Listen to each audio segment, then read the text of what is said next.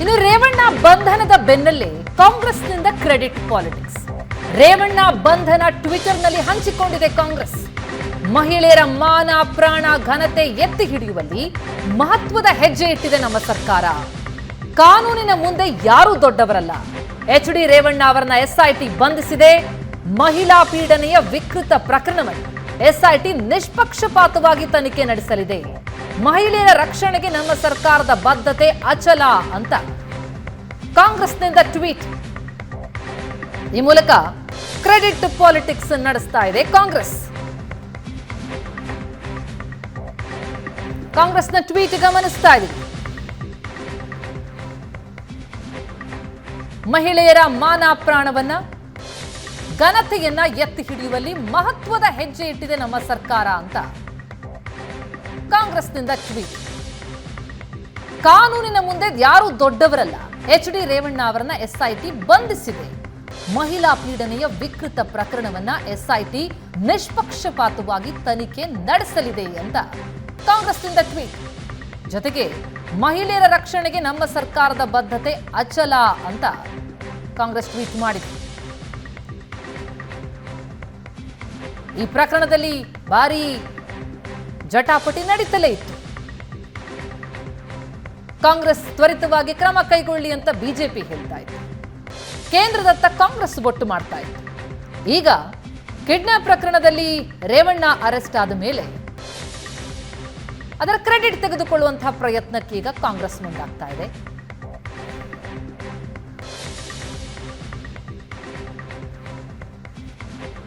ಹಾಗಾದ್ರೆ ಈ ಕಿಡ್ನಾಪ್ ಕೇಸ್ನಲ್ಲಿ ಏನಂತ ಇತ್ತು ದೂರು? ನನ್ನ ತಾಯಿ ಕಿಡ್ನಾಪ್ ಆಗಿದ್ದಾರೆ ಅಂತ ಹೊಳೆನರಸೀಪುರದ ಶಾಸಕ ಎಚ್ ಡಿ ರೇವಣ್ಣ ಮನೆಯಲ್ಲಿ ನನ್ನ ತಾಯಿ ಕೆಲಸ ಮಾಡ್ತಾ ಇದ್ರು ಅಂತ ಆ ಒಂದು ಸಂತ್ರಸ್ತೆಯ ಪುತ್ರ ದೂರನ್ನು ಕೊಟ್ಟಿದ್ದಾರೆ. ಎಚ್ ಡಿ ರೇವಣ್ಣ ಮನೆ ಹಾಗೂ ತೋಟದಲ್ಲಿ ಸುಮಾರು 6 ವರ್ಷ ಕೆಲಸ ಮಾಡಿದ್ರು ನನ್ನ ತಾಯಿ. 3 ವರ್ಷಗಳ ಹಿಂದೆ ಕೆಲಸ ಬಿಟ್ಟು ನಮ್ಮೂರಿನಲ್ಲೇ ಕೂಲಿ ಕೆಲಸ ಮಾಡ್ಕೊಂಡಿದ್ರು. ಮತದಾನಕ್ಕೆ 3-4 ದಿನ ಇರುವಾಗ ನಮ್ಮೂರಿನ ಹೆಬ್ಬಾಳಕೊಪ್ಪಲಿನ ಬಾಬಣ್ಣ ಬಂದ್ರು.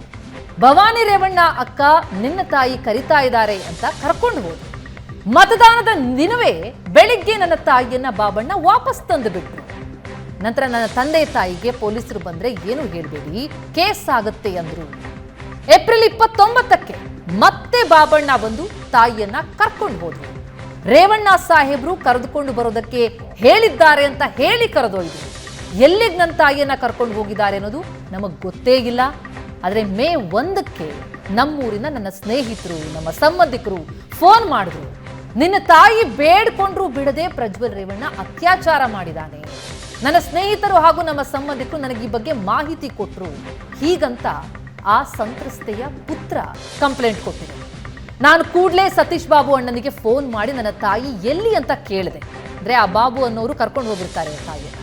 ಅವ್ರಿಗೆ ಫೋನ್ ಮಾಡಿ ಕೇಳ್ತಾರೆ ಪುತ್ರ, ರೇವಣ್ಣ ಜೊತೆಗೆ ಬೇರೆಯವರ ಗಲಾಟೆಯಾಗಿದೆ, ಅದರಲ್ಲೂ ನಿಮ್ಮ ತಾಯಿ ಮೇಲೆ FIR ಆಗಿದೆ, ನಿಮ್ಮ ತಾಯಿಯನ್ನ ಜಾಮೀನು ಕೊಟ್ಟು ಬಿಡಿಸ್ಕೊಂಡು ಬರಬೇಕಾಗಿದೆ ಅಂತ ಹೇಳಿದ್ರು. ನಮ್ಮ ತಾಯಿಯ ಎಲ್ಲೂ ಕೂಡ ಹಾಕಿದಾರೋ ಅಥವಾ ಎಲ್ಲಿಟ್ಟಿದ್ದಾರೋ ಗೊತ್ತಿಲ್ಲ. ತಪ್ಪಿತಸ್ಥರ ವಿರುದ್ಧ ಕ್ರಮ ಕೈಗೊಳ್ಳಿ ಅಂತ ಸಂತ್ರಸ್ತೆಯ ಮಗ ದೂರು ಕೊಡ್ತಾರೆ. ಆ ದೂರಿನ ಆಧಾರದ ಮೇಲೆ FIR ದಾಖಲಾಗುತ್ತೆ. FIR ದಾಖಲಾದ ಮೇಲೆ ನಂತರ ರೇವಣ್ಣ ಹೋಗಿ ನಿರೀಕ್ಷಣಾ ಜಾಮೀನಿಗೆ ಹೋಗ್ತಾರೆ. ಜಾಮೀನು ವಜಾ ಆಗುತ್ತೆ. ಆಗ ಅರೆಸ್ಟ್ ಆಗಿದ್ದಾರೆ. ಈಗ ಎಸ್ಐಟಿ ಕಚೇರಿಯಿಂದ ಬೋರಿಂಗ್ ಆಸ್ಪತ್ರೆಗೆ ರೇವಣ್ಣ ಶಿಫ್ಟ್ ಆಗಿದ್ದಾರೆ. ರೇವಣ್ಣ ವೈದ್ಯಕೀಯ ತಪಾಸಣೆಗಾಗಿ ಆಸ್ಪತ್ರೆಗೆ ಶಿಫ್ಟ್. ಬೋರಿಂಗ್ ಆಸ್ಪತ್ರೆಯಲ್ಲಿ ರೇವಣ್ಣ ಮೆಡಿಕಲ್ ಟೆಸ್ಟ್ ಮುಂದಿನ ಪ್ರಕ್ರಿಯೆಗಳು ನಡೆಯುತ್ತೆ. ದೇವೇಗೌಡರ ನಿವಾಸದಿಂದ ರೇವಣ್ಣ ಅವರನ್ನು ವಶಕ್ಕೆ ಪಡೆಯಲಾಯಿತು. ಅಲ್ಲಿಂದ ಎಸ್ಐಟಿ ಕಚೇರಿ ಕರೆತರಲಾಯಿತು. ಈಗ ಅಲ್ಲಿಂದ ವೈದ್ಯಕೀಯ ತಪಾಸಣೆಗಾಗಿ ಆಸ್ಪತ್ರೆಗೆ ಶಿಫ್ಟ್. ಎಸ್ಐಟಿ ಕಚೇರಿಯಿಂದ ಬೋರಿಂಗ್ ಆಸ್ಪತ್ರೆಗೆ ವೈದ್ಯಕೀಯ ತಪಾಸಣೆಗಾಗಿ ಶಿಫ್ಟ್ ಮಾಡಲಾಗ್ತದೆ. ಅಲ್ಲಿ ತಪಾಸಣೆಯ ಬಳಿಕ ಮುಂದಿನ ಪ್ರಕ್ರಿಯೆಗಳು ನಡೆಯುತ್ತೆ. ಭಾರಿ ಭದ್ರತೆಯನ್ನು ಕೊಡಲಾಗಿದೆ ಶಿವಾಜಿನಗರದ ಬೋರಿಂಗ್ ಆಸ್ಪತ್ರೆಯಲ್ಲಿ. ಅಲ್ಲಿ ತಪಾಸಣೆಗೆ ಸಿದ್ಧತೆಗಳಾಗಿದೆ. ಮೆಡಿಕಲ್ ಚೆಕಪ್ ನಡೆಸ್ತಾರೆ ಎಚ್ ಡಿ ರೇವಣ್ಣ ಅವರಿಗೆ. ಅವರ ಆರೋಗ್ಯ ಪರಿಸ್ಥಿತಿ ಹೇಗಿದೆ ಅನ್ನೋದನ್ನ ಅಲ್ಲಿ ಪರಿಶೀಲಿಸಲಾಗುತ್ತೆ. ಈಗ ಎಸ್ಐಟಿ ಕಚೇರಿಯಿಂದ ಬೋರಿಂಗ್ ಆಸ್ಪತ್ರೆಗೆ ರೇವಣ್ಣ ಅವರನ್ನ ಕರ್ಕೊಂಡು ಹೋಗಲಾಗಿದೆ. ಅಲ್ಲಿ ವೈದ್ಯಕೀಯ ಪರೀಕ್ಷೆ ಕೆಲವು ಬೇಸಿಕ್ ಟೆಸ್ಟ್ಗಳನ್ನ ಮಾಡಿ ಮೆಡಿಕಲ್ ಚೆಕಪ್ಗಳನ್ನ ಮಾಡಲಾಗುತ್ತೆ. ರೇವಣ್ಣ ಅವರ ಆರೋಗ್ಯ ಹೇಗಿದೆ ಎನ್ನುವುದರ ಪರಿಶೀಲನೆ ನಡೆಯುತ್ತೆ. ಇವತ್ತು ರಾತ್ರಿ ಇಡೀ ವಿಚಾರಣೆ ನಡೆಯುವಂತಹ ಸಾಧ್ಯತೆಗಳಿದೆ. ದೃಶ್ಯಗಳಲ್ಲಿ ನೋಡ್ತಾ ಇದ್ದೀವಿ. ಮೆಡಿಕಲ್ ಟೆಸ್ಟ್ HD ರೇವಣ್ಣ ಅವರಿಗೆ ವೈದ್ಯಕೀಯ ಪರೀಕ್ಷೆ. SIT ಕಚೇರಿಯಿಂದ ಬೌರಿಂಗ್ ಆಸ್ಪತ್ರೆಗೆ ಅವರನ್ನ ಕರ್ಕೊಂಡು ಬರಲಾಗಿದೆ. ಅಲ್ಲಿ ಪರೀಕ್ಷೆ ಆರಂಭ ಆಗಿದೆ. ಬೌರಿಂಗ್ ಆಸ್ಪತ್ರೆಯಲ್ಲಿ ರೇವಣ್ಣ ಅವರಿಗೆ ಮೆಡಿಕಲ್ ಟೆಸ್ಟ್ ಅನ್ನು ನಡೆಸಲಾಗ್ತಾ ಇದೆ. ಇದೆಲ್ಲವೂ ಕೂಡ ಪ್ರೊಸೀಜರ್, ಒಂದಾದ ಮೇಲೆ ಒಂದು ಪ್ರಕ್ರಿಯೆಗಳನ್ನು ನಡೆಸಲಾಗ್ತಾ ಹೋಗುತ್ತೆ. ಗಮನಿಸ್ತಾ ಇದ್ದೀವಿ ನಾವು ವೈದ್ಯಕೀಯ ತಪಾಸಣೆಗಾಗಿ ಅವರಿಗೆ ಆಸ್ಪತ್ರೆಗೆ ಅವರನ್ನ ಕರ್ಕೊಂಡು ಬಂದಿರೋದನ್ನ. ಈಗ ಅಲ್ಲಿ ತಪಾಸಣೆ ನಡೆಯುತ್ತೆ, ಆರಂಭ ಆಗಿದೆ.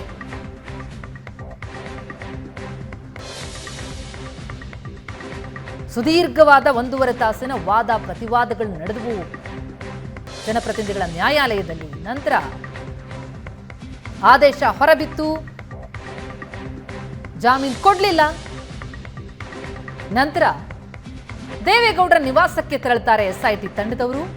ಅಲ್ಲಿ ಹೋಗಿ ಅವರನ್ನು ವಶಕ್ಕೆ ಪಡೆದು ಅಲ್ಲಿಂದ CID ಕಚೇರಿಗೆ, ಅಂದ್ರೆ ಅಲ್ಲಿ SIT ತಂಡ ಇದೆ, ಅಲ್ಲಿಗೆ ಕರ್ಕೊಂಡು ಬರಲಾಯಿತು. SIT ಕಚೇರಿಗೆ ಅಲ್ಲಿನ ಪ್ರಕ್ರಿಯೆಗಳು ನಡೆದ ನಂತರ ಅಲ್ಲಿಂದ ಮುಂದಕ್ಕೆ ಈಗ ಬೌರಿಂಗ್ ಆಸ್ಪತ್ರೆಗೆ ಅವರನ್ನು ಶಿಫ್ಟ್ ಮಾಡಲಾಗಿದೆ. ಅಲ್ಲಿ ವೈದ್ಯಕೀಯ ತಪಾಸಣೆಯನ್ನ ನಡೆಸಲಾಗ್ತಾ ಇದೆ.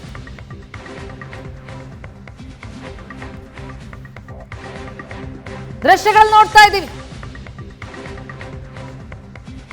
ಕಿಡ್ನಾಪ್ ಪ್ರಕರಣದಲ್ಲಿ SIT ವಶಕ್ಕೆ ಈಗ ಒಳಪಟ್ಟಿದ್ದಾರೆ, ಅರೆಸ್ಟ್ ಮಾಡಲಾಗಿದೆ. ಮಾಜಿ ಸಚಿವ HD ರೇವಣ್ಣ ಅವರನ್ನ ವೈದ್ಯಕೀಯ ತಪಾಸಣೆಗಾಗಿ ಆಸ್ಪತ್ರೆ ಕರ್ಕೊಂಡು ಬಂದಿದ್ದಾರೆ. ಬೌರಿಂಗ್ ಆಸ್ಪತ್ರೆಯಲ್ಲಿ ವೈದ್ಯಕೀಯ ತಪಾಸಣೆಯನ್ನು ನಡೆಸಲಾಗ್ತಾ ಇದೆ. ಆ ನಂತರ ಮುಂದಿನ ವಿಚಾರಣೆಗಳು ನಡೀತವೆ. ಅವರ ಆರೋಗ್ಯ ಪರಿಸ್ಥಿತಿ ಹೇಗಿದೆ ಅನ್ನೋದನ್ನು ಪರಿಶೀಲಿಸಲಾಗುತ್ತೆ.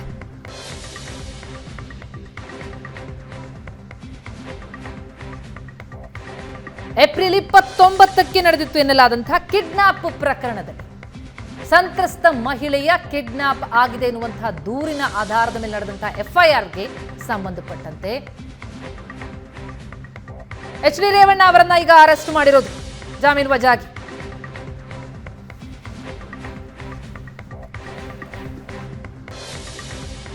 ಮೆಡಿಕಲ್ ಟೆಸ್ಟ್ ನಡೆಸ್ತಾ ಇದ್ದಾರೆ. ರಾತ್ರಿ ಇಡೀ ವಿಚಾರಣೆ ನಡೆಯುವಂತಹ ಸಾಧ್ಯತೆಗಳಿದೆ. ಈಗಾಗಲೇ ಆ ಸಂತ್ರಸ್ತೆಯನ್ನ ಕೂಡ ರಕ್ಷಿಸಲಾಗಿದೆ. ಆಕೆ ಹೇಳಿಕೆಯನ್ನು ಕೂಡ ಪಡಿತಾ ಇದ್ದಾರೆ. ಆಕೆ ಏನ್ ಹೇಳಿಕೆಯನ್ನು ಕೊಡ್ತಾರೆ ಅದರ ಆಧಾರದ ಮೇಲೆ ಈ ಕೇಸ್ನ ಬಲ ಭವಿಷ್ಯ ಕೂಡ ನಿಂತಿರುತ್ತೆ. ಇದು ಬರೀ ಕಿಡ್ನಾಪ್ ಕೇಸ್ ಆಗಿ ಉಳಿದಿಲ್ಲ. ಯಾಕಂದ್ರೆ ಆ ಸಂತ್ರಸ್ತ ಮಹಿಳೆ ದೂರು ಕೊಟ್ಟುಬಿಟ್ರೆ ಎನ್ನುವಂತಹ ಭಯದಲ್ಲಿ ಅದನ್ನ ಕಿಡ್ನಾಪ್ ಮಾಡಲಾಗಿದೆ ಎನ್ನುವಂತಹ ಆರೋಪ. ಈಗ ಅಪ್ಡೇಟ್ಸ್ ಅನ್ನ ಪಡೆದುಕೊಳ್ಳೋಣ. ನಮ್ಮ ಪ್ರತಿನಿಧಿ ರಮೇಶ್ ಈಗ ಸಂಪರ್ಕದಲ್ಲಿದ್ದಾರೆ. ರಮೇಶ್, ರೇವಣ್ಣ ಅವರನ್ನ ಅರೆಸ್ಟ್ ಮಾಡಲಾಗಿದೆ. ಈಗ SIT ಅವರನ್ನ ಬೌರಿಂಗ್ ಆಸ್ಪತ್ರೆಗೆ ಮೆಡಿಕಲ್ ಟೆಸ್ಟ್ಗೆ ಕರ್ಕೊಂಡು ಬಂದಿದೆ. ಮುಂದಿನ ಪ್ರೊಸೀಜರ್ಗಳು ಹೇಗೆ ಸಾಗುತ್ತೆ, ಸದ್ಯದ ಅಪ್ಡೇಟ್ಸ್ ಗಳನ್ನ ಕೊಡೋದಾದ್ರೆ? ಪ್ರತಿಮಾ, ಏನೋ ಗಂಭೀರವಾದಂತ ಆರೋಪ ಮಾಜಿ ಸಚಿವ HD ರೇವಣ್ಣ ಅವರ ಮೇಲೆ ಕೇಳಿ ಬಂದಿತ್ತು. ಅದರಲ್ಲಿ ಒಂದು HD ರೇವಣ್ಣ ಮತ್ತೆ ರೇವಣ್ಣ ಪುತ್ರನ ಮೇಲೆ ಒಂದು ಲೈಂಗಿಕ ದೌರ್ಜನ್ಯ ಪ್ರಕರಣ ಆಯಿತು. ಪ್ರಜ್ವಲ್ ಮೇಲೆ ಒಂದು ರೇಪ್ ಕೇಸ್ ಆಯಿತು. ಅದಾದ ನಂತರ ಸಂತ್ರಸ್ತೆಯೊಬ್ಬರನ್ನ ರೇವಣ್ಣ ಅವರ ಸೂಚನೆಯ ಮೇರೆಗೆ ಒಂದು KR ನಗರದಿಂದ ಮಹಿಳೆಯನ್ನ ಕಿಡ್ನಾಪ್ ಮಾಡಲಾಯಿತು ಅನ್ನುವಂತ ಆರೋಪವನ್ನ ಸಂತ್ರಸ್ತೆಯ ಪುತ್ರ ಕೊಟ್ಟಿದ್ದ. ಸೊ ಈ ಪ್ರಕರಣವನ್ನ ತುಂಬಾ SIT ಗಂಭೀರವಾಗಿ ತೆಗೆದುಕೊಳ್ತು. ಅಂದ್ರೆ ಯಾವ ಕಾರಣಕ್ಕಾಗಿ ಅವ್ರನ್ನ ಕಿಡ್ನಾಪ್ ಮಾಡಲಾಯಿತು ಅನ್ನುವಂಥದ್ದು. ಯಾಕಂದ್ರೆ ಇಲ್ಲಿಯವರೆಗೆ ಒಂದಿಷ್ಟು ಹರಿದಾಡ್ತಾ ಇರುವಂತಹ ವಿಡಿಯೋಗಳು, ಸಾವಿರಾರು ವಿಡಿಯೋಗಳಿದೆ. ಸಾವಿರಾರು ವಿಡಿಯೋದಲ್ಲಿ 100 ಜನ ಮಹಿಳೆಯರು ಅದರಲ್ಲಿದ್ದಾರೆ. ಆ ಮಹಿಳೆಯರಿಗೆ ಥ್ರೆಟ್ ಮಾಡಲಿಕ್ಕೆ, ಅಂದ್ರೆ ಅದರಲ್ಲಿ ಒಬ್ಬ ಮಹಿಳೆಯನ್ನ ಕಿಡ್ನಾಪ್ ಮಾಡಿ ಯಾವುದೇ ಹೇಳಿಕೆಯನ್ನ ಕೊಡಬಾರ್ದು, ದೂರನ್ನ ಕೊಡಬಾರ್ದು SIT ಮುಂದೆ, ಆ ರೀತಿ ಥ್ರೆಟ್ ಅನ್ನ ಮಾಡುವಂತದ್ದು ಇವರ ಪ್ರಮುಖ ಉದ್ದೇಶ ಆಗಿತ್ತು. ಒಬ್ಬ ಮಹಿಳೆಗೆ ಥ್ರೆಟ್ ಮಾಡುವ ಮೂಲಕ ಬೇರೆ ಎಲ್ಲ ಮಹಿಳೆಯರಿಗೂ ಒಂದು ಸಂದೇಶ ರವಾನೆ ಮಾಡಬೇಕು, ಯಾರು ಕೂಡ ರೇವಣ್ಣ ಆಗಲಿ ಪ್ರಜ್ವಲ್ ರೇವಣ್ಣ ವಿರುದ್ಧ ಯಾವುದೇ ಹೇಳಿಕೆಯನ್ನ ಕೊಡಬಾರ್ದು ನಿಟ್ಟಿನಲ್ಲಿ ಈ ಥ್ರೆಟ್ ಅನ್ನ ಮಾಡಲಾಗಿದೆ ಅನ್ನುವಂಥದ್ದು CID ಮಾಡಿದಂತ ಪ್ರಮುಖವಾದ ವಾದ.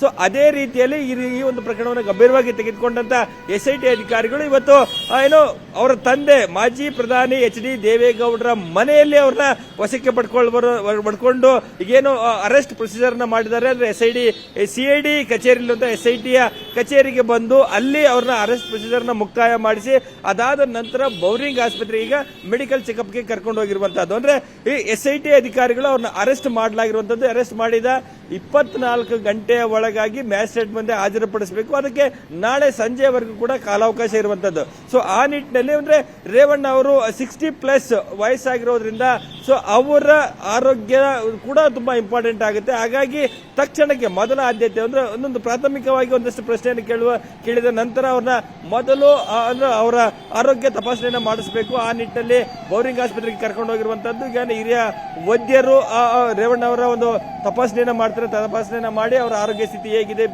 ಯೂಶುವಲಿ ಒಂದು ಏನೋ BP ಶುಗರ್ ಆಗಲಿ ಮತ್ತೆ ಅವರ ಹಾರ್ಟ್ ಬೀಟ್ ಅನ್ನು ಚೆಕ್ ಮಾಡುವಂತದ್ದು, ಮತ್ತೆ ಅವರು ಫಿಸಿಕಲಿ ಎಷ್ಟು ಫಿಟ್ ಇದ್ದಾರೆ, ಯಾವುದೇ ರೀತಿಯಾದಂತಹ ತೊಂದರೆಗಳು ಇಲ್ವಾ ಅನ್ನುವಂಥದ್ದನ್ನ ಒಂದು ಸರ್ಟಿಫೈ ಮಾಡಿಕೊಳ್ಳುವ ಮೂಲಕ ಅದನ್ನ ಆ ನಂತರ CID ಕಚೇರಿಗೆ ಕರ್ಕೊಂಡು ಬರ್ತಾರೆ. ಕರ್ಕೊಂಡು ಬಂದು ವಿಚಾರಣೆಗೆ ಒಳಪಡಿಸ್ತಾರೆ. ಸಾಮಾನ್ಯವಾಗಿ ಒಂದು ನೈಟ್ ಅವರು ಏನೋ SIT ಕಚೇರಿಯಲ್ಲಿ ಕಳೆಯುವಂತ ಸಂದರ್ಭದಲ್ಲಿ ಒಂದು 6 ರಿಂದ 8 ಗಂಟೆ ಕಾಲ ಮಾತ್ರ ಅವರಿಗೆ ನಿದ್ರೆಗೆ ಅವಕಾಶವನ್ನು ಕೊಡಲಾಗುತ್ತೆ. ಅದನ್ನ ಹೊರತುಪಡಿಸಿದ್ರೆ SIT ಅಧಿಕಾರಿಗಳು ಅವ್ರನ್ನ ಪ್ರಶ್ನೆ ಮಾಡಲಿಕ್ಕೆ ಅವಕಾಶಗಳಿರುವಂತಹದ್ದು. ಮತ್ತೆ ಆ ನಿಟ್ಟಿನಲ್ಲಿ ಇವತ್ತು ಸುಮಾರು ಒಂದು 10-11 ಗಂಟೆವರೆಗೆ ಅವ್ರನ್ನ ಪ್ರಶ್ನೆಗೊಳಪಡಿಸಿ ಅದಾದ ನಂತರ ಅವರಿಗೆ ರೆಸ್ಟ್ಗೆ ಅವಕಾಶವನ್ನು ಕೊಟ್ಟು ಮತ್ತೆ ಬೆಳಿಗ್ಗೆ ಅವ್ರನ್ನ ವಿಚಾರಣೆಗೆ ಒಳಪಡಿಸಬಹುದು. ಮತ್ತೆ ಸಾಮಾನ್ಯ ನಮಗೆ ಸಿಗ್ತಿರುವಂತಹ ಖಚಿತ ಮಾಹಿತಿ ಪ್ರಕಾರ ನಾಳೆ ಮಧ್ಯಾಹ್ನದ ಹೊತ್ತಿಗೆ ಕೋರಮಂಗಲದಲ್ಲಿರುವಂತಹ ನ್ಯಾಯಾಧೀಶರ ನಿವಾಸಕ್ಕೆ ಅವ್ರನ್ನ ಹಾಜರುಪಡಿಸಿ ಆ ಮೂಲಕ ಯಾವ ಕಾರಣಕ್ಕೆ ರೇವಣ್ಣ ಅವರ ವಿಚಾರಣೆ ಅತ್ಯಗತ್ಯ ಮತ್ತೆ ಮುಂದಿನ ಇನ್ನು ಅವ್ರನ್ನ ಕಸ್ಟೋಡಿಯಲ್ ಇಂಟ್ರಾಗೇಷನ್ ಅನ್ನ ಮಾಡಬೇಕು. ಮತ್ತೆ ಈ ಪ್ರಕರಣದಲ್ಲಿ ಸಾಕಷ್ಟು ವಿಚಾರಣೆ ಮಾಡುವಂತದ್ದು ಅಗತ್ಯ ಇದೆ, ಹೇಳಿಕೆಯನ್ನ ಪಡ್ಕೊಳ್ಳುವಂತ ಅಗತ್ಯ ಇದೆ. ಬೇರೆ ಬೇರೆ ಯಾವ ಸಂತ್ರಸ್ತೆಯರಿಗೆ ಇವರು ಥ್ರೆಟ್ ಮಾಡಿರಬಹುದು, ಎಷ್ಟು ಜನ ಸಂಪರ್ಕ ಮಾಡಿದ್ರು, ಎಷ್ಟು ಜನ ಇವ್ರ ಜೊತೆ ಇವರಾಗ್ಲಿ ರೇವಣ್ಣ ಕಡೆಯವರಾಗ್ಲಿ ಎಷ್ಟು ಜನ ಸಂತ್ರಸ್ತೆಯರನ್ನ ಟಚ್ ಮಾಡುವಂತ ಕೆಲಸಗಳಾಯ್ತು. ಅಂದ್ರೆ ಅವ್ರನ್ನ ಈ ರೀತಿ ಬಾಯಿ ಮುಚ್ಚಿಸುವ ನಿಟ್ಟಿನಲ್ಲಿ ಏನಾದ್ರು ಬೇರೆ ಬೇರೆ ರೀತಿಯ ಬೆದರಿಕೆಗಳನ್ನ ಹಾಕಲಾಯ್ತಾ, ಈ ಎಲ್ಲ ರೀತಿಯಾದಂತಹ ಒಂದಷ್ಟು ಮಾಹಿತಿಯನ್ನು ಪಡ್ಕೊಳ್ಬೇಕಾಗುತ್ತೆ. ಮತ್ತು ಅದರ ಜೊತೆಗೆ ಇನ್ನು ಈಗ ಏನು ಸಂತ್ರಸ್ತ ಮಹಿಳೆ ಕಿಡ್ನಾಪ್ ಆಗಿರುವಂತಹ ಮಹಿಳೆ ಮೈಸೂರಿನಲ್ಲಿ ಈಗಾಗಲೇ SIT ಅಧಿಕಾರಿಗಳು ಅವ್ರನ್ನ ರಕ್ಷಣೆ ಮಾಡಿ SIT ಕಚೇರಿಗೆ ಕರ್ಕೊಂಡು ಬರ್ತಾರೆ ಅಂತ ಕೆಲಸಗಳಾಗ್ತಾ ಇರುವಂತದ್ದು. ಸೊ ಆ ಸಂತ್ರಸ್ತ ಮಹಿಳೆಯ ಹೇಳಿಕೆ ಕೂಡ ಪ್ರಮುಖವಾಗುತ್ತೆ. ಆಕೆ ಹೇಳಿಕೆಯನ್ನ ಕೊಟ್ಟ ನಂತರ ಆ ಹೇಳಿಕೆಯನ್ನ ಆಧರಿಸಿ ಮತ್ತೊಂದಷ್ಟು ಪ್ರಶ್ನೆಗಳನ್ನ ರೇವಣ್ಣ ಅವರಿಗೆ ಕೇಳಬೇಕು. ಮತ್ತೆ ಎರಡನೇ ಆರೋಪಿ ಸತೀಶ್ ಬಾಬಣ್ಣ ಅರೆಸ್ಟ್ ಆಗಿದ್ದಾರೆ. ಸತೀಶ್ ಬಾಬಣ್ಣ ಅರೆಸ್ಟ್ ಆದ ನಂತರ ಪೊಲೀಸರ ಮುಂದೆ ಅಂದ್ರೆ ರೇವಣ್ಣ ಅವರ ಸೂಚನೆ ಮೇರೆಗೆ ನಾನು ಆ ಮಹಿಳೆಯನ್ನ ಕರ್ಕೊಂಡು ಬಂದು ರೇವಣ್ಣ ಅವರು ಹೇಳಿದ ಜಾಗಕ್ಕೆ ಬಿಟ್ಟು ಹೋದೆ, ಅದರಿಂದ ಆಚೆಗೆ ನನಗೇನು ಗೊತ್ತಿಲ್ಲ ಅನ್ನುವಂತ ಹೇಳಿಕೆಯನ್ನ ಕೊಟ್ಟಿದ್ದಾರೆ. ಸೊ ಅಲ್ಲಿ ಸ್ಪಷ್ಟ ಆಗುತ್ತೆ ಈ ಒಂದು ಕಿಡ್ನಾಪ್ ಹಿಂದೆ ರೇವಣ್ಣ ಅವರದೇ ಪ್ರಮುಖವಾದ ಕೈವಾಡ ಇರುವಂತದ್ದು. ಸೊ ಅದು ಸತೀಶ್ ಬಾಬಣ್ಣ ಬಿಟ್ಟು ಹೋದ ನಂತರ ಇವರು ಕಳೆದ 4-5 ದಿನಗಳಿಂದ ಆ ಮಹಿಳೆಯನ್ನ ಎಲ್ಲಿಟ್ಟಿದ್ರು, ಸೊ ಯಾವ ರೀತಿ ಟಾರ್ಚರ್ ಅನ್ನ ಕೊಟ್ಟಿದ್ರು, ಏನೆಲ್ಲ ಆಯ್ತು ಅನ್ನುವಂಥದ್ದು. ಯಾಕೆಂದ್ರೆ ಈ ರೀತಿಯಾದ ಸಂತ್ರಸ್ತ ಮಹಿಳೆಯನ್ನ ಕರ್ಕೊಂಡು ಹೋದ ನಂತರ ಮಾನಸಿಕವಾಗಿ ಮತ್ತೆ ದೈಹಿಕವಾಗಿ ಹಿಂಸೆ ಕೊಟ್ಟಿರುವಂತ ಸಾಧ್ಯತೆಗಳಿದೆ. ಸೊ ಅದು ಕೂಡ ತುಂಬಾ ಗಂಭೀರ.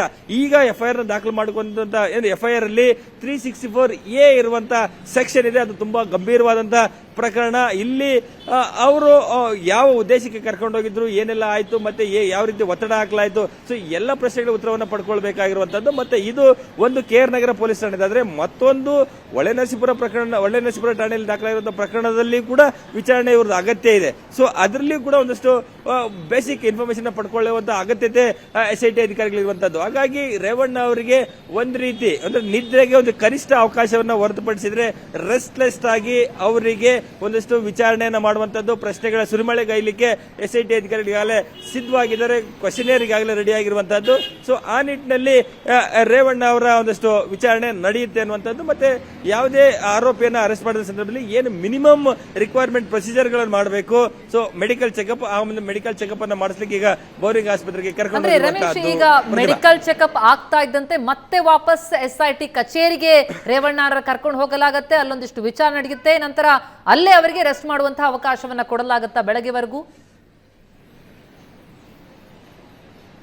ಖಂಡಿತ ಪ್ರತಿಮಾ, ಅದೇ ಪ್ರೊಸೀಜರ್ ಇರುವಂತಹದ್ದು. ಅಂದ್ರೆ ಮೆಡಿಕಲ್ ಚೆಕಪ್ ಅನ್ನ ಅಂದ್ರೆ ಅರೆಸ್ಟ್ ಮಾಡಿದ 24 ಗಂಟೆ ಒಳಗೆ ಮಾಡಿಸ್ಲಿಕ್ಕೆ ಅವಕಾಶಗಳಿರುವಂತಹದ್ದು. ಅಂದ್ರೆ ರೇವಣ್ಣ ಅವರು ಒಂದಷ್ಟು ವಯಸ್ಸಾಗಿರೋದ್ರಿಂದ ಮತ್ತೆ ಅವರ ಆರೋಗ್ಯದ ಬಗ್ಗೆ SIT ಅಧಿಕಾರಿಗಳು, ಅರೆಸ್ಟ್ ಮಾಡಿದಂತ ಅಧಿಕಾರಿಗಳು ಕೂಡ ಒಂದಷ್ಟು ಕಾಳಜಿಯನ್ನು ವಹಿಸಬೇಕು. ಯಾಕೆಂದ್ರೆ ತಡರಾತ್ರಿ ಏನಾದ್ರೂ ಹೆಚ್ಚು ಕಡಿಮೆಗಳು ಆಗಬಾರದು ನಿಟ್ಟಿನಲ್ಲಿ ತಕ್ಷಣಕ್ಕೆ ಅರೆಸ್ಟ್ ಮಾಡಿದ 1-2 ಗಂಟೆಯಲ್ಲೇ ಮೆಡಿಕಲ್ ಚೆಕಪ್ ಅನ್ನ ಮಾಡಿಸಲೇವಂತ ನಿರ್ಧಾರಕ್ಕೆ ಬಂದಿದ್ದಾರೆ. ಅದೇ ರೀತಿ ಮೆಡಿಕಲ್ ಚೆಕಪ್ ಆಗಿದೆ, ಸೊ ಆಗ್ತಾ ಇದೆ. ಅದಾದ ನಂತರ ವಾಪಸ್ಸು SIT ಕಚೇರಿಗೆ ಕರ್ಕೊಂಡು ಬರ್ತಾರೆ. SIT ಕಚೇರಿ ಕರ್ಕೊಂಡು ಬಂದು ಪೊಲೀಸರ ಕಸ್ಟಡಿಯಲ್ಲೇ ಇವತ್ತು ರಾತ್ರಿ ಕಳಿಬೇಕಾಗುತ್ತೆ. ಅದು CIDಯಲ್ಲಿ ಇರುವಂತ ಕಚೇರಿಯಲ್ಲಿ ಅವರಿಗೆ ಒಂದಷ್ಟು ರೆಸ್ಟ್ ಮಾಡಲಿಕ್ಕೆ ಅಥವಾ ಅವಕಾಶವನ್ನು ಕೊಡಬಹುದು, ಅಥವಾ CIDಯಲ್ಲಿ ಇರುವಂತಹ ಒಂದಷ್ಟು ಏನೋ ಸೆಲ್ ಇದೆ, ಆ ಸೆಲ್ ನಲ್ಲಿ ಅವರಿಗೆ ಬಿಡುವಂತ ಸಾಧ್ಯತೆಗಳು ಕೂಡ ಇರುವಂತದ್ದು. ಹಾಗಾಗಿ ಇವತ್ತು CID ಕಚೇರಿಯಲ್ಲಿ ಅಂದ್ರೆ SIT ಅಧಿಕಾರಿಗಳ ವಶದಲ್ಲಿ ಅವರು ಕಳೀತಾರೆ. ಅದಾದ ನಾಳೆ ಬೆಳಿಗ್ಗೆಯಿಂದ ಮತ್ತೆ ಅವರಿಗೆ ಅಂದ್ರೆ ಕೋರ್ಟಿಗೆ ನ್ಯಾಯಾಧೀಶರ ಮುಂದೆ ಹಾಜರುಪಡಿಸುವವರೆಗೂ ಕೂಡ ಅವ್ರನ್ನ ಪ್ರಶ್ನೆ ಮಾಡಲಿಕ್ಕೆ ಅವಕಾಶಗಳಿದೆ. ಯಾಕೆಂದ್ರೆ ಕೋರ್ಟ್ ಮುಂದೆ SIT ಅಧಿಕಾರಿಗಳು ತೆಗೆದುಕೊಂಡು ಹೋಗಿ ರಿಮೈಂಡ್ ಅಪ್ಲಿಕೇಶನ್ ಹಾಕುವಂತ ಸಂದರ್ಭದಲ್ಲಿ ಒಂದಷ್ಟು ಮಿನಿಮಮ್ ಇನ್ಫಾರ್ಮೇಶನ್ಸ್ ಬೇಕಾಗುತ್ತೆ. ಸೊ ಹಾಗಾಗಿ ಪ್ರಾಥಮಿಕ ತನಿಖೆಯನ್ನ ಮಾಡ್ತಾರೆ. ಆ ಒಂದು ಪ್ರಾಥಮಿಕ ತನಿಖೆ ಮತ್ತೆ FIR ನಲ್ಲಿರುವಂತಹ ಮಾಹಿತಿ ಮತ್ತೆ ಪೊಲೀಸರು ಕಲೆ ಹಾಕಿದಂತ ಎವಿಡೆನ್ಸ್ ಗಳಾಗ್ಲಿ, ಮಾಹಿತಿಗಳಾಗ್ಲಿ, ಹೇಳಿಕೆಗಳಾಗ್ಲಿ, ಸೊ ಆ ಎಲ್ಲವನ್ನು ಹೊರತುಪಡಿಸಿ ಅಂದ್ರೆ ಎಲ್ಲವನ್ನು ಸೇರಿಸಿ ಒಂದು ರಿಮೈಂಡ್ ಅಪ್ಲಿಕೇಶನ್ ಅನ್ನ ಮಾಡ್ತಾರೆ. ಆ ಮೂಲಕ ಏನು ಸ್ಟಫ್ ಇದೆ ಈ ಒಂದು ಕೇಸಲ್ಲಿ ಅನ್ನುವಂಥದ್ದನ್ನ ಇಟ್ಕೊಂಡು ಮತ್ತೆ ಹೆಚ್ಚಿನ ವಿಚಾರಣೆ ಏನೆಲ್ಲ ಆಗಬೇಕು, ಏನೆಲ್ಲ ತೀರಾ ಅಗತ್ಯತೆಗಳಿದೆ. ಸೊ ಈ ಕೇವಲ ಅಂದ್ರೆ ಈ ಒಂದು ಕಿಡ್ನಾಪ್ ಆದಂತ ಸ್ಥಳ ಮತ್ತೆ ಅವ್ರನ್ನ ಆ ಮಹಿಳೆಯನ್ನ ಎಲ್ಲಿಗೆ ಕರ್ಕೊಂಡೋಗಿ ಸತೀಶ್ ಬಾಬಣ್ಣ ಬಿಟ್ಟ, ಅದಾದ ನಂತರ ಎಲ್ಲೆಲ್ಲಿ ಅವ್ರನ್ನ ಸುತ್ತಾಡಿಸಲಾಯ್ತು, ಈ ರೀತಿಯಾದಂತಹ ಒಂದಷ್ಟು ಸ್ಥಳಗಳಿಗೆ ಕೂಡ ಸ್ಥಳ ಮಾಜರಾಗ್ಲಿ ಅಲ್ಲೆಲ್ಲ ಕರ್ಕೊಂಡು ಹೋಗುವಂತ ಅಗತ್ಯತೆ ಇದೆ. ಸೊ ಹಾಗಾಗಿ ಒಂದಷ್ಟು ಸಮಯಾವಕಾಶ, ಹೆಚ್ಚಿನ ಸಮಯಾವಕಾಶಗಳು ಬೇಕು. ಸೊ ಆ ಒಂದು ತನಿಖೆಯನ್ನ ಮಾಡಿಸಲಿಕ್ಕೆ ಹೆಚ್ಚಿನ ಸಮಯಾವಕಾಶ ಬೇಕು ಅಂತೇಳಿ ಪೊಲೀಸರು ಅಂದ್ರೆ SIT ಅಧಿಕಾರಿಗಳು ತಮ್ಮ ವಶಕ್ಕೆ ಕೊಡಿ ಅಂತೇಳಿ ಮನವಿ ಮಾಡುವಂತ ಸಾಧ್ಯತೆಗಳಿದೆ. ಅದು ಎಷ್ಟು ದಿನ ಮನವಿ ಮಾಡ್ತಾರೆ, ಎಷ್ಟು ದಿನ ಕೊಡ್ತಾರೆ ಅನ್ನುವಂಥದ್ದು ನಾಳೆ ಮ್ಯಾಜಿಸ್ಟ್ರೇಟ್ ಮುಂದೆ ಹೋಗಿ ನಿಂತಾಗ ನಿರ್ಧಾರ ಆಗುತ್ತೆ. ಸೊ ಈ ಪ್ರಕರಣವನ್ನು ನೋಡ್ತಾ ಹೋದ್ರೆ ಒಬ್ಬ ಭಾರತದ ಮಾಜಿ ಪ್ರಧಾನಿಯ ಪುತ್ರ ಅರೆಸ್ಟ್ ಆಗಿದ್ದು, ಅದು ಇಂತಹ ಒಂದು ಗಂಭೀರವಾದಂತಹ ಆರೋಪದಲ್ಲಿ ತೀರಾ ಇದು ಅಪರೂಪದ ಪ್ರಕರಣ ಆದ್ರೂ ಕೂಡ ತುಂಬಾ ಗಂಭೀರವಾದಂತಹ ಸ್ವರೂಪ ಇದೆ. ಹಾಗಾಗಿ SIT ಅಧಿಕಾರಿಗಳು, ಸರ್ಕಾರ ಕೂಡ ಈ ಒಂದು ಪ್ರಕರಣ ಗಂಭೀರವಾಗಿ ತೆಗೆದುಕೊಂಡು ತನಿಖೆಯನ್ನ ನಡೆಸ್ತಾ ಇದೆ. ಪ್ರತಿಮಾ, ರಮೇಶ್, ಈಗ 2 ಪ್ರಕರಣಗಳು, ಆದರೆ ಈಗ ಅರೆಸ್ಟ್ ಆಗಿರುವಂತದ್ದು ಕಿಡ್ನಾಪ್ ಪ್ರಕರಣದಲ್ಲಾದರೂ ಕೂಡ ಅವರಿಗೆ ಈಗಾಗಲೇ ನೋಟಿಸ್ ಕೊಡಲಾಗಿತ್ತು ಮೊದಲನೇ ಪ್ರಕರಣದಲ್ಲಿ ಬಂದು ವಿಚಾರಣೆಯನ್ನ ಎದುರಿಸಿ ಅಂತ. ಹಾಗಾಗಿ ಈ ವಿಚಾರಣೆ ಹೇಗೆ ಸಾಗುತ್ತೆ? ಆರಂಭದಲ್ಲಿ ಈಗ ಕಿಡ್ನಾಪ್ ಪ್ರಕರಣಕ್ಕೆ ಸಂಬಂಧಪಟ್ಟಂತೆ ಮಾತ್ರ ಪ್ರಶ್ನೆಗಳನ್ನ ಕೇಳಿ ನಂತರ ನ್ಯಾಯಾಧೀಶರ ಮುಂದೆ ಹಾಜರುಪಡಿಸಿ ನಂತರ ವಶಕ್ಕೆ ಪಡೆಯೋದಕ್ಕೆ ಮುಂದಾಗಿ ಆ ಬಳಿಕ ಈ ಮೊದಲನೇ ಕೇಸ್ನ ವಿಚಾರಣೆಗಳು ಕೂಡ ನಡೆಯುವಂತ ಚಾನ್ಸಸ್ ಇರುತ್ತಾ? ಪ್ರಕ್ರಿಯೆಗಳು ಹೇಗೆ ಸಾಗತ್ತೆ? ಪ್ರತಿಮಾ, ಅಂದ್ರೆ ಒಂದು FIR ನಲ್ಲಿ 14 ದಿನಗಳ ಕಾಲ ಒಬ್ಬ ಆರೋಪಿಯನ್ನ ವಶಕ್ಕೆ ಪಡೀಲಿಕ್ಕೆ ಅವಕಾಶಗಳಿರುವಂತದ್ದು. ಅಂದ್ರೆ ಈಗ SIT ಅಧಿಕಾರಿಗಳು ಅರೆಸ್ಟ್ ಮಾಡಿರುವಂತಹದ್ದು KR ನಗರ ಪೊಲೀಸ್ ಠಾಣೆಯಲ್ಲಿ ದಾಖಲಾದಂತ ಕಿಡ್ನಾಪ್ ಪ್ರಕರಣಕ್ಕೆ ಮಾತ್ರ. ಅಧಿಕೃತವಾಗಿ ಅವರು ಕೇವಲ ಕಿಡ್ನಾಪ್ ಪ್ರಕರಣದ ತನಿಖೆಯನ್ನ ಮಾತ್ರ ಮಾಡ್ತಾರೆ. ಅದಾದ ನಂತರ ಮ್ಯಾಜಿಸ್ಟ್ರೇಟ್ ಮುಂದೆ ಪ್ರೊಡ್ಯೂಸ್ ಮಾಡುವಂತದ್ದಾಗ್ಲಿ, ವಶಕ್ಕೆ ಪಡೆದುಕೊಳ್ಳುವಂತದ್ದು ಎಲ್ಲವೂ ಕೂಡ KR ನಗರ ಪೊಲೀಸ್ ಠಾಣೆಯ FIR ನ ವ್ಯಾಪ್ತಿಗೆ ಸಂಬಂಧಪಟ್ಟಂತೆ ಮಾತ್ರ ಮಾಡ್ತಾರೆ. ಅದಾದ ನಂತರ ಜೈಸಿಗೆ ಬಿಟ್ಟರು ಕೂಡ ಅವರು ಹೊರಗಡೆ ಇದ್ದಂತಹ ಸಂದರ್ಭದಲ್ಲಿ ಅವರು ಬೇಲೆಬಲ್ ಸೆಕ್ಷನ್ ಆಗಿರ್ಬೋದು, ಆದ್ರೆ ಜೈಲಿನಲ್ಲಿ ಇದ್ರೆ ಒಂದ್ ವೇಳೆ ಜೈಸಿಗೆ ಅವ್ರನ್ನ ಅಷ್ಟೊತ್ತಿಗೆ ಕಳಿಸಿದ್ದೆ ಆದಲ್ಲಿ ಮತ್ತೆ ಬಾಡಿ ವಾರೆಂಟ್ ಅನ್ನು ತೆಗೆದುಕೊಂಡು ಹೊಳೆನರಸೀಪುರ ಪ್ರಕರಣದಲ್ಲಿ ಅವರು ತನಿಖೆಯನ್ನ ಮಾಡಬೇಕು, ವಿಚಾರಣೆಯನ್ನ ಮಾಡಬೇಕು ಅಂತೇಳಿ ಮತ್ತೆ ಬಾಡಿ ವಾರೆಂಟ್ ಮೂಲಕ ಮತ್ತಷ್ಟು ದಿನಗಳ ಕಾಲ ಅವ್ರನ್ನ ವಶಕ್ಕೆ ಪಡೆದು ವಶದಲ್ಲಿ ಇಟ್ಕೊಂಡೇ ತನಿಖೆಯನ್ನ ಮಾಡ್ತಾರೆ. ಸೊ ಹಾಗಾಗಿ ಮೊದಲನೇ ಪ್ರಕರಣದಲ್ಲಿ ರಿಲೀಫ್ ಸಿಕ್ಕಿ ಅಂದ್ರೆ ಅವ್ರ ಒಂದ್ ವೇಳೆ ಹೊರಗಡೆ ಇದ್ದಿದ್ರೆ ಅದು ರಿಲೀಫ್ ಬೇಲೆಬಲ್ ಹೋಗಿ ವಿಚಾರಣೆ ಮಾಹಿತಿ ಕೊಟ್ಟು ಬರ್ಬೋದಿತ್ತು. ಆದ್ರೆ ಅವ್ರೊಂದ್ ವೇಳೆ PCಯಲ್ಲಿ ಇದ್ದಾಗ ಅಥವಾ JCಯಲ್ಲಿ ಇದ್ರೆ ಮತ್ತೆ ಅದು ಒಂದು ಬಂಧನದಲ್ಲಿ ಇಟ್ಟುಕೊಂಡೇ ವಿಚಾರಣೆ ಮಾಡಬೇಕಾಗುತ್ತೆ. ಹಾಗಾಗಿ 2 ಬಾರಿ ರೇವಣ್ಣ ಅವರು ಅರೆಸ್ಟ್ ಆಗುವಂತ ಸಾಧ್ಯತೆಗಳು ಮತ್ತೆ ಸುಮಾರು ಹೆಚ್ಚು ದಿನಗಳ ಕಾಲ ಪೊಲೀಸ್ ಕಸ್ಟಡಿಯಲ್ಲಿ ಕಳೆಯಬೇಕಾಗುತ್ತೆ. ಪೊಲೀಸರ ಒಂದು ತನಿಖೆಯನ್ನು ಎದುರಿಸಬೇಕಾಗುತ್ತೆ. Pratima, thank you so much Ramesh ತಮ್ಮೆಲ್ಲ ಮಾಹಿತಿಗೆ. ಒಟ್ಟಾರೆ ಈಗ ರೇವಣ್ಣ ಅವರನ್ನ ವಶಕ್ಕೆ ಪಡೆಯಲಾಗಿದೆ. ಮುಂದಿನ ಪ್ರಕ್ರಿಯೆಗಳು ಹೇಗೆ ಸಾಗ್ತಾ ಹೋಗುತ್ತೆ ಅನ್ನೋದರ ಕ್ಷಣ ಕ್ಷಣದ ಅಪ್ಡೇಟ್ಸ್ ಅನ್ನ ಏಷ್ಯಾನೆಟ್ ಸುವರ್ಣ ನ್ಯೂಸ್ ನಿಮ್ಮ ಎದುರಿಗೆ ಇಡ್ತಾ ಹೋಗುತ್ತೆ.